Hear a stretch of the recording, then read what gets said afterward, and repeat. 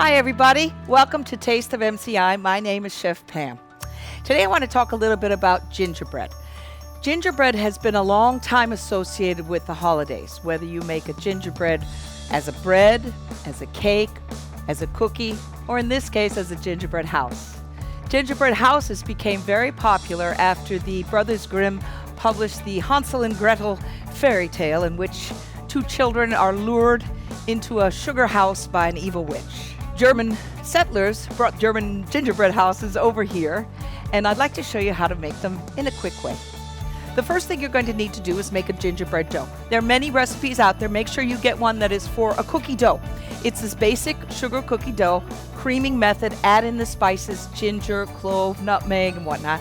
And then we have something that looks like this, that's very rollable. And we're gonna roll it out to about this type of thickness. If it's sticky, this is thick enough.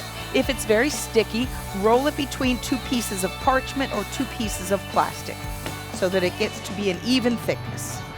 From here, you're going to take a pattern. A pattern is a template. There are lots of these available online. This is a very simple one. So we have to have the front of the house, a side, a back of the house.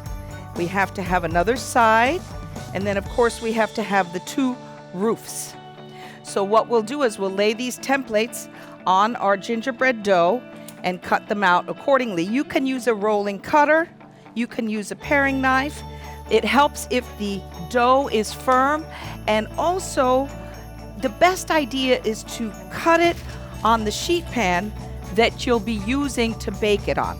So what I mean by this is I'm going to make my cut, and then I'm going to remove the dough away. Obviously, I would put a few more down here, but this way I don't have to worry about the dough going away. Here's a good example of what I'm saying.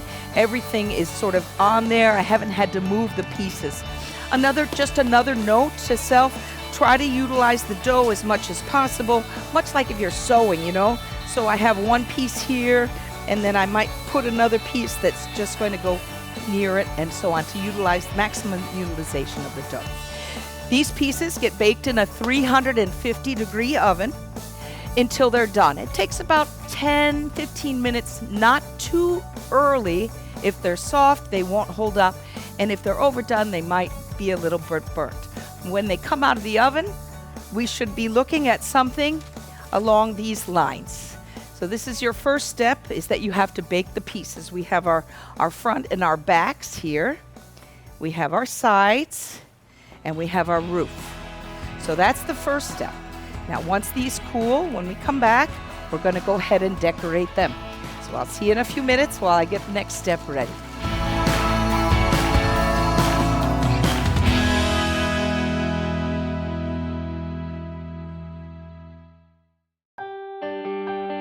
Fresh thinking is being served at Miami-Dade College.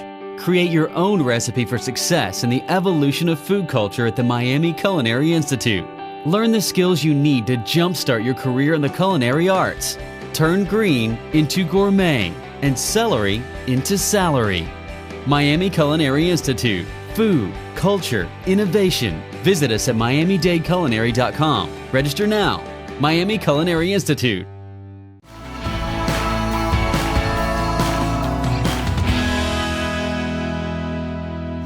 Hi, we're back. Now, the next stage we want to do is we have to decorate the house sides and put it together. And to put it together, we're going to use something called royal icing, which is very simply put confectioner's sugar and egg whites. You should use pasteurized egg whites, most likely, or you can also use something called meringue powder and water. Either way, you want to have an icing or a frosting that sort of looks like this. This is going to be our glue, right?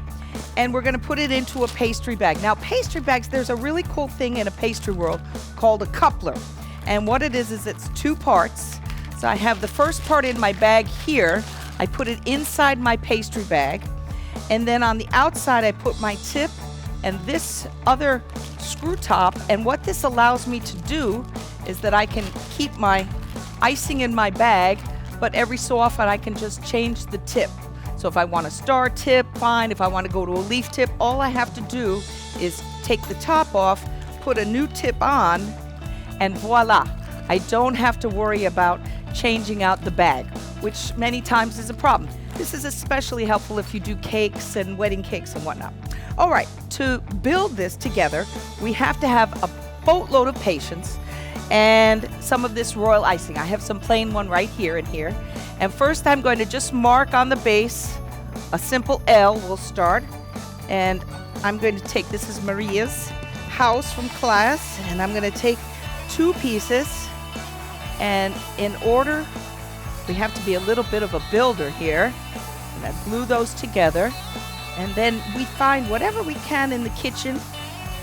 We use cans or water bottles or anything here just to shore it up while it dries. And I can do the same thing on the other 2 sides with a little bit of patience. And if you look over here next to me, I have one already going. This particular one we're getting going. This is Christian's. He's done a nice job. We've got 3 sides, so we have 1 more to go in here, right there. And then you need to let these dry. They take a few hours, so you can't rush this part. Make sure that it dries well, otherwise you might have a catastrophe of gingerbread proportions. All right, so we're gonna let those dry. We've decorated the sides, and we've also decorated some of the roofs. And when these dry, then we'll be ready to put the rooftops on. You know, most of the fun of decorating the gingerbread houses is going to pick out the candies. It was so much fun. The students had a blast doing it. And you can use all types of candies available, whether they're the old-fashioned ones, Necco wafers, gumdrops, candy kisses, shredded wheats, even just the icing and candies will do a good job. Some gingerbread houses actually look real pretty when they're just piped with designs and decorations with this royal icing. Now, putting the roof on, once your house is stable, so I have Jeanette's here, which looks real pretty, right? Now I have to put the roof on, and that's a little more challenging. She's got a beautiful roof here, but I have a little architecture here, so I'm gonna have to glue it on. So we'll go ahead and put some royal icing along the sides here. This is where it helps if your royal icing is a bit thicker, not too runny. And over here as well.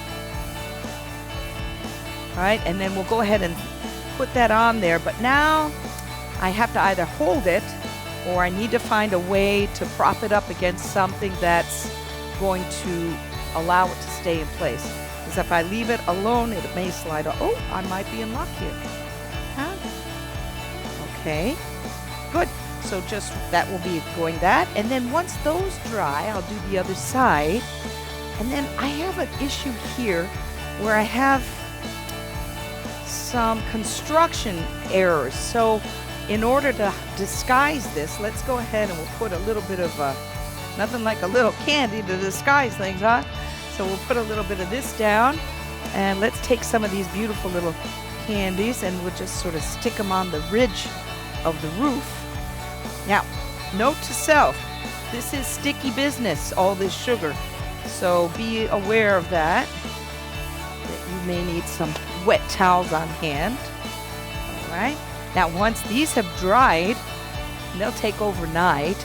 Once they've dried, they'll be good for about 2 or 3 weeks. Are they edible? Of course they're edible. Are they palatable? They may not be so palatable. Sometimes the dough is a little tough from being so worked up. And sometimes the sugar candies are very hard. But they really are very pretty and fun to make as well. So once that has dried a little bit, we have a lovely little house here. And sometimes people might want to give a few icicles. Maybe they do a little bit of decoration on the front. Wonderful stuff, hides all kind of mistakes. Good, we've got some houses here. And when we come back, I'm going to go ahead and put them all together, so we'll have a little gingerbread village to wish you a happy holidays.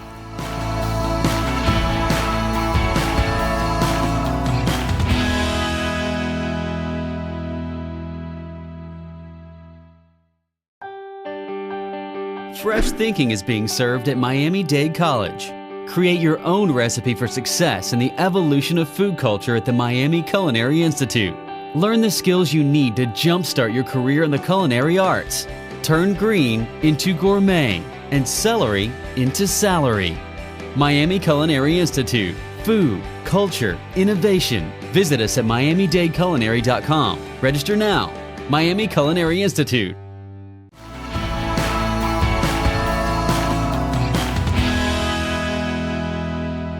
Hey everybody, I finished putting up my gingerbread display here, and I'd like to give a special shout out to my students who helped me with their projects. They really look good. As you know, sometimes some of the things don't turn out exactly as you had hoped, but part of the beauty of making a gingerbread village is the imperfections of it all. Many of the students did such a great job with their lattice work and their piping, and overall, and it smells delicious. So we just put it on a little board for display, and some little fairy lights, and the pieces that are falling off we're gluing back on, and we can make it snow a little, and wish you the happiest of holidays. Thank you for joining us. Join us next year when we're starting all the cooking methods, and you can see what you can learn when you can come to Miami Culinary Institute. Thanks again. I'm Chef Pam. See you soon. Bye.